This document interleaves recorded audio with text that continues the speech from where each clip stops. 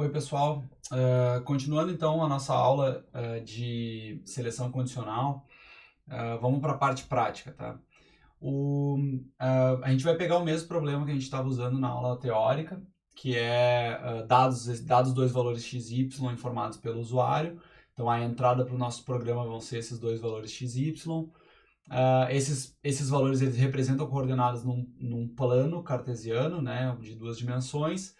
E o que a gente tem que fazer no nosso programa é dizer, como saída para o usuário, informar em qual quadrante o ponto está, né? Ou, né, alternativamente, se o ponto está sobre um eixo ou se ele está sobre a origem.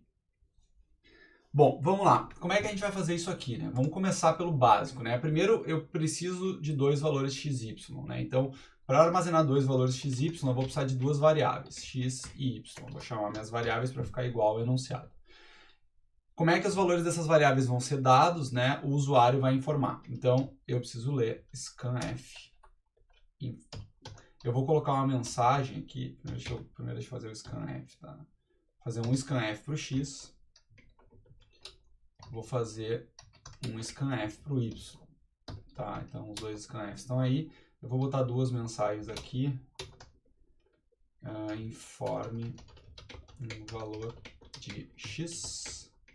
E o usuário vai informar, e eu vou colocar um outro aqui para o y. Tá? Então, só para o usuário saber o que ele tem que fazer. Então, o usuário vai ver essa mensagem, vai digitar um número, né? Vai ver outra mensagem, vai digitar outro número. E aí, depois, meu programa tem que fazer alguma coisa com isso. Vamos por partes, tá? Primeira coisa, eu não vou sair implementando o programa inteiro para testar só no final, porque depois de chegar lá no final tem 5.000 erros e eu tenho que ficar catando os erros porque eu não sei onde é que estão os problemas. Então, antes de fazer qualquer outra coisa, eu vou testar se isso aqui está funcionando, tá? Como é que eu vou testar isso? Eu vou colocar aqui, tá? De forma mais simples possível, eu vou colocar aqui um printf e vou imprimir os dois valores que foram lidos, simplesmente, tá? Então, eu vou imprimir o valor de x e o valor de y, tá? Isso aqui a gente já viu, né? Eu coloco o printf, %f porque é uma variável float, então é uma variável do tipo real, e esse valor de x vai ser substituído aqui, e esse valor de y vai ser substituído aqui. Então, isso aqui vai imprimir dois números, os números de x e de y. Vamos testar se isso vai funcionar primeiro, antes de fazer qualquer outra coisa, né? Vou compilar e vou rodar. Ó, rodei meu programa, tá lá, ele parou aqui, né? Informe um valor de x. Então, eu tenho que digitar aqui um valor de x. Vou digitar 10. E informe um valor de y, vou digitar -3. Tá lá, né? Os valores agora, né, armazenados como float, né, armazenados com valores reais, ficaram 10.0000 e -3.000.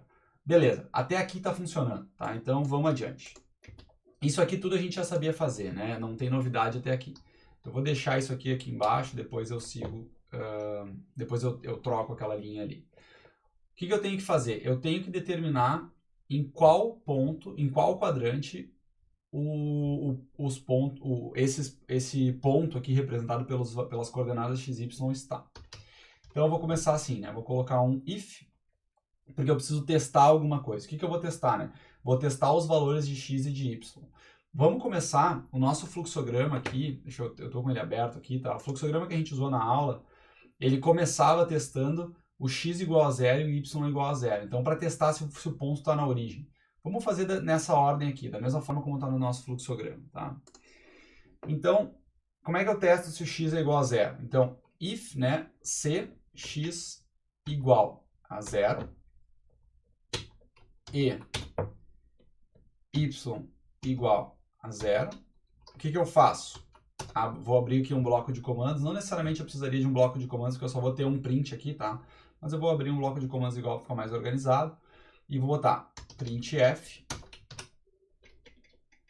origem, tá? Então, eu vou só escrever o que está escrito lá. Poderia escrever uma mensagem mais elaboradinha, do tipo, o ponto está na origem, alguma coisa assim. Vou escrever só origem, tá? Eu vou botar um /n aqui no final, para isso aqui ficar separado do resto. Feito, isso aqui vai testar se o x, basicamente a lógica aqui é a seguinte, se o x é igual a 0 e o y é igual a 0, se isso aqui for verdade, né, ou seja, tanto o x é igual a 0 é verdade, quanto y é igual a 0 também é verdade, os dois são 0 ao mesmo tempo, então esse ponto aqui está sobre a origem, certo? Mesma coisa, vou testar para ver se funciona, tá? Vamos lá, compilar e rodar. Vamos ver, eu vou digitar aqui um valor, tá? Vamos começar pelo caso que vai funcionar, que vai dizer origem, né? Então, eu vou informar um x igual a 0 e um y igual a 0.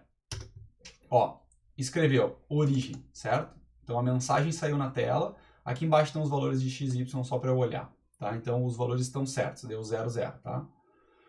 Beleza. Vou rodar de novo, não vou nem compilar de novo, vou só rodar de novo, o mesmo programa. Agora eu vou informar valores diferentes, vou informar um x igual a menos 4 e um y igual a 0, por exemplo, tá? Então o y é igual a 0, mas o x é igual a menos 4, portanto aquilo ali não pode ser verdade. Ó, ele não imprimiu nenhuma mensagem, certo? Só imprimiu os números. Então ele só executou essa linha de baixo aqui, não executou essa aqui. Portanto, essa seleção funcionou. A seleção, como isso aqui deu falso, né? Ele avaliou essa expressão lógica para falso, então ele não executou esse comando que estava aqui dentro. Ele seguiu adiante e executou aquilo que estava abaixo do comando. Isso aqui ele vai executar sempre, porque não está dentro de uma seleção, tá? Alguns detalhes aqui, tá? Uma coisa é, eu coloquei essa chave aqui do lado, tá? Para iniciar o bloco de comandos. Poderia ter colocado ela aqui para baixo, tá? Tanto faz. Meu estilo, eu gosto de fazer assim, né? Façam como vocês acharem melhor. Outra questão é, notem que esse comando printf aqui, ele tá identado mais para dentro, aqui mais para a direita, né?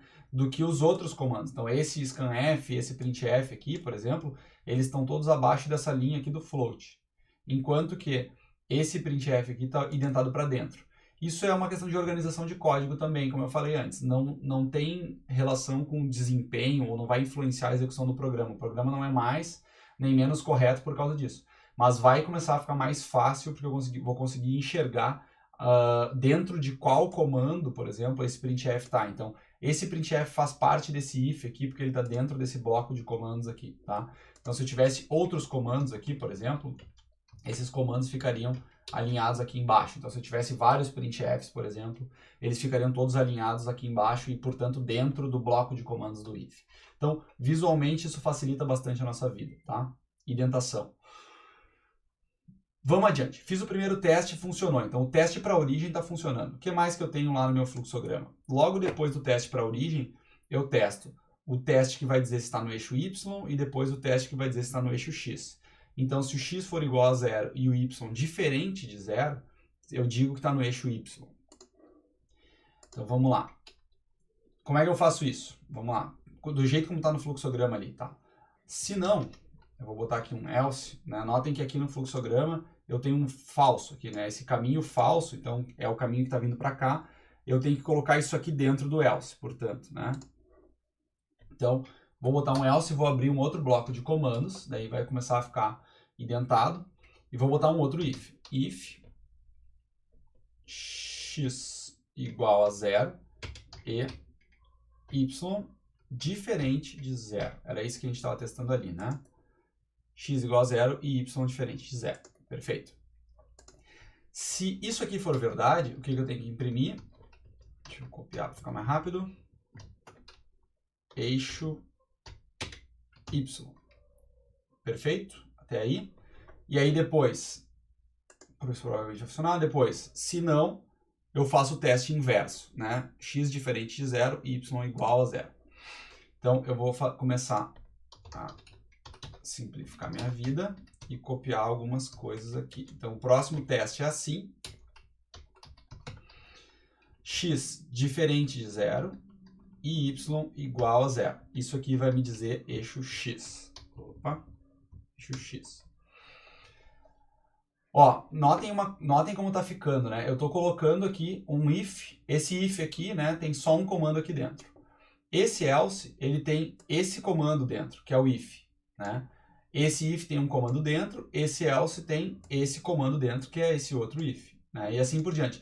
Então, eu consigo ver o que está dentro do que, né? Então, eu consigo enxergar por esse código qual comando está dentro de qual comando. E ele vai ficando assim, tá? vai entrando cada vez mais para a direita conforme eu vou fazendo a minha indentação. Outra coisa importante é, eu tenho que fechar todas as chaves, tá? Então aqui, ó, essa chave fecha aqui, essa chave fecha ali, essa chave fecha lá, e assim por diante. Essa aqui fecha lá em cima, lá no meio, tá? Vamos lá, antes de continuar, vamos testar. Compilar e rodar. Vou fazer um teste aqui com... A origem eu já sei que funciona. Eu vou fazer um teste aqui com x igual a 0 e y igual a 3, que seja. Ó, esse ponto, essa coordenada aqui, indica que o ponto com essas coordenadas, melhor dizendo, está sobre o eixo y, tá? Então, eu já consigo dizer se o ponto está sobre o eixo y. Deixa eu fazer um teste para rodar, para dizer que está no eixo x. Para dizer que está no eixo x, o x tem que ser qualquer coisa que não seja zero. Vou botar menos 8. E o y tem que ser igual a zero. Tá lá, eixo x. Perfeito? Até aí. Então, até aqui está funcionando, aparentemente, né? Que caso que ainda não vai funcionar, que eu não controlo, até vamos testar um caso que eu não controlo, é o caso em que ninguém é igual a zero, né? Nem o x nem o y são igual a zero. Então, eu vou botar 8 e 8, por exemplo, né? Ó, ele não escreveu nenhuma mensagem, só escreveu 8, 8. Portanto, 8. Né? Então, aqui, isso aqui significa que ele não tem nenhum valor igual a zero. Vamos adiante. Se não, aqui vai ser tudo igual, tá? Então, se não, vou fazer o teste. Se o... Vamos ver o que eu testei primeiro aqui no meu fluxograma. Os dois positivos, x positivo e y positivo. Então, se o x é positivo e o y é positivo, então isso aqui vai dar quadrante 1, né? Se não, eu botei uma linha a mais aqui. Qual é o próximo teste?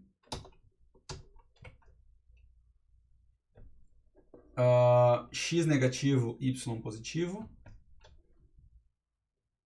X negativo, y positivo. O quadrante é 2.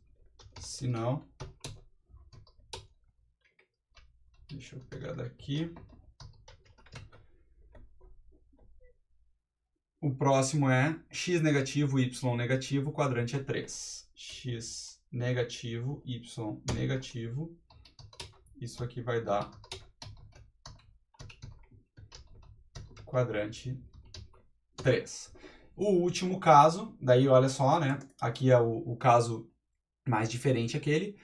Se isso aqui for falso, ele não está em nenhum desses outros lugares aqui, certamente vai estar no quadrante 4. Eu não preciso nem adicionar um teste para isso. Então, eu só vou botar o seguinte, se for falso, não preciso testar mais nada, não preciso de outro if, né? Quadrante 4. Olha só como é que ficou o meu programa, né? Ficou uma escadinha assim, né? Bom, vamos fazer os testes aqui primeiro e ver se funciona isso aqui, depois a gente faz algumas considerações. Vamos lá, como é que... x positivo, y positivo, por exemplo, né? 3 e 4. Quadrante 1. X positivo, y negativo, vamos supor. Quadrante 4, que foi o último caso lá, né? X negativo, y negativo, né? Vai fazer todos os testes aí, né? Quadrante 3, por exemplo, né? Então, aparentemente está tudo funcionando, certo? O que tem de bom? Eu tinha uma pergunta que era a seguinte, né? O que é mais eficiente? É fazer assim com if-else ou fazer só com ifs, por exemplo, né? Se eu fizer isso aqui com if-else, o que acontece, né? Eu testo aqui, por exemplo, digamos que eu digitei um ponto que está na origem. Eu testo, faço esse teste, descubro que está na origem e terminou, né? Aqui acabou o programa, né? Eu saio desse else e termino aqui embaixo, né? O próximo comando a ser executado vai ser esse printf. Não preciso executar nenhum desses outros testes aqui, né? Ah, sei lá, se por acaso está no quadrante 1, né? Então, ele vai fazer esse teste, esse teste, esse teste e esse teste para descobrir que está no quadrante 1, e aí só depois disso ele vai sair aqui e terminar. Qual que seria a diferença se eu fizesse um if independente para cada um desses testes aqui, né? O programa seria um pouco mais simples implementado, visualmente ele seria mais simples, mas toda a execução faria todos os testes. Toda a execução testaria todas as possibilidades, mesmo sabendo que, mesmo que a lógica te diga que tu não precisa fazer todos, né? Fazer todos os testes, nesse caso aqui, é um exagero, porque se tu já entrou aqui, tu sabe com certeza que tu não vai entrar em nenhum desses outros e nem entrou nos de cima. Então, se isso aqui deu verdadeiro, a única possibilidade ele estar sobre o eixo X, né? Então, a gente já sabe disso de antemão. Portanto, é mais eficiente fazer dessa forma aqui. Por enquanto, tá? Isso não é perceptível, né? A gente não consegue perceber diferença de eficiência nesse tipo de programa, porque ele executa muito rápido. De qualquer forma, se a gente fizer com if ou com else, ele vai executar muito rápido e a gente não vai conseguir perceber a diferença. Mas vocês vão ver no futuro que vocês vão fazer programas que fazem repetição, por exemplo, repetem várias e várias vezes a mesma coisa. E se vocês fizerem ações repetitivas de forma ineficiente, em geral, o programa de vocês tende a ser muito ineficiente, demorar muito para executar. Às vezes, dependendo do caso, né, do algoritmo que vocês estiverem implementando, pode ser que ele demore excessivamente, o tempo que o usuário não está disposto a esperar, por exemplo, tá?